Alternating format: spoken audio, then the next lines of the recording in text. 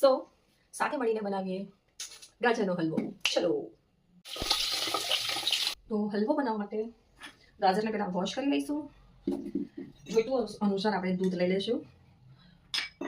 Sugar free માણસ ગાજરના હલવાથી દૂર રહેવું, કેમ કે ભરીને ખાંડ જશે. અને ડ્રાયફ્રૂટ્સ વાળું કેવું છે કે પેલા ડ્રાયફ્રૂટ્સ બધાને ઓછા ભાવે છે, એટલી બધા જ નાખીશ ગાર્નિશિંગ માટે. અને બસ હવે ગાજરને ફટાફટ પીલ કરી લઈએ એની સ્કીન, અને પછી આપણે બનાવી લઈએ. ચલો મારી સાથે.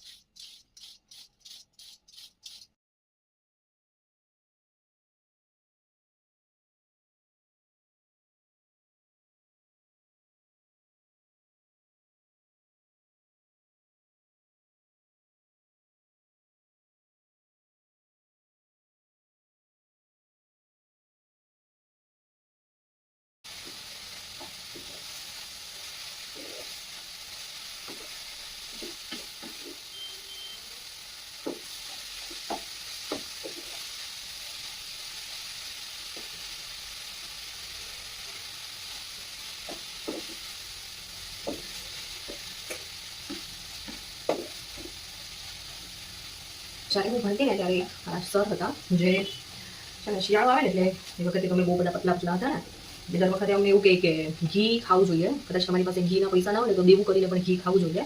એટલે હું એવું કહું કે શિયાળામાં ગાજરનો હલવો કમ્પલસરી ખાવો જોઈએ, કેમ કે ભાવે સ્વાદની વસ્તુ તો અલગ છે, બટ ખાવો જોઈએ. કેમ કે આઈટમ સિઝનમાં એવું છે કે હલવો તમે ખાઈ શકો. નોટ અત્યારે બધી સિઝનમાં બધું મળે જ છે, પણ જે સિઝનેબલ હલવો છે ને એવું પણ લાગે. અને ટ્રાય કરું કે ગાજર છે ને થોડા મીઠા લેવા, શુગર થોડી ઓછી નાખવી પડે તમારે. જેને ખાવું જોઈએ એને હેલ્ધી કંઈ નડતું જ નથી દરેક માટે. બધું જ ખાઈ લેવાનું. તો હલવો મસ્ત મજાનો શેકાઈ ગયો છે. અંદર મસ્ત મજાનું બધું બનાવી. હવે મસ્ત ગાજરનો હલવો શેકાઈ ગયો છે, તો જેટલું જોઈતું હોય ને એટલું દૂધ નાખી દઈશું.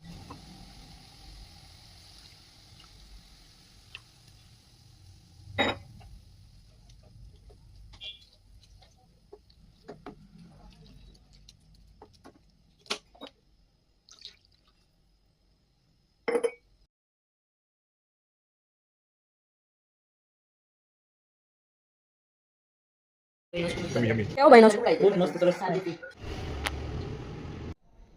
ડન.